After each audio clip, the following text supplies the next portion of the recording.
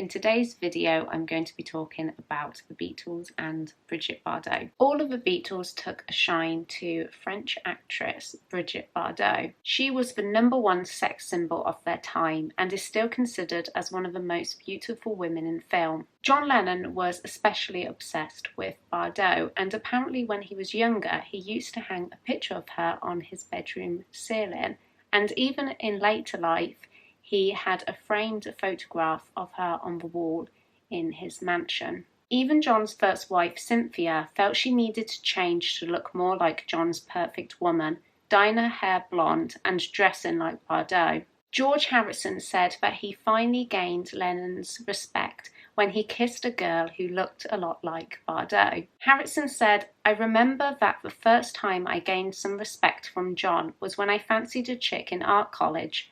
She was cute in a Brigitte Bardot sense, blonde with little pigtails." John was a bit embarrassed about having George in his band at first because he was younger than him, but after George kissed the Bardot lookalike at a party, John was impressed. Even at John's art college, apparently a blonde Bardot-looking girl would appear in a lot of his paintings, and Astrid said John would call her German Brigitte Bardot and admired her blonde hair. John apparently also had a crush on George's girlfriend, Pattie Boyd. Boyd wrote in her book Wonderful Tonight, saying, "I don't think it helped that John thought I looked like Brigitte Bardot." But it wasn't just John who wanted his women to look like Bardot. Paul also tried to encourage his girlfriend, Dot Roan, to grow her hair long like Bardot. And Paul's initial idea for the cover of the Sgt. Pepper album was to have them stand in front of a wall framed with big stars. And in his first sketch to show his idea for the cover, Brigitte Bardot was the most prominent celebrity in his sketch. But despite this, she does not appear on the final cover of the album.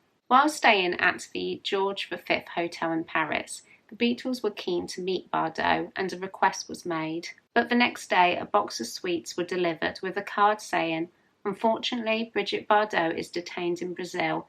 Let's hope these sweets will make up for her." At another time, the Beatles had an opportunity to star in a film with her, a version of the Three Musketeers, but the film went ahead with a different cast. One Beatle, however, did get a chance to meet their idol. After years of having Bardot as his biggest celebrity crush, John Lennon finally got to meet her in 1968. The Beatles' press officer, Derek Taylor, had organised the meeting. She was staying at the Mayfair Hotel, and when John Lennon found out that he was going to meet her, he was so nervous that he took LSD. The other Beatles were originally meant to come too, but they were unavailable, so only John and Derek went.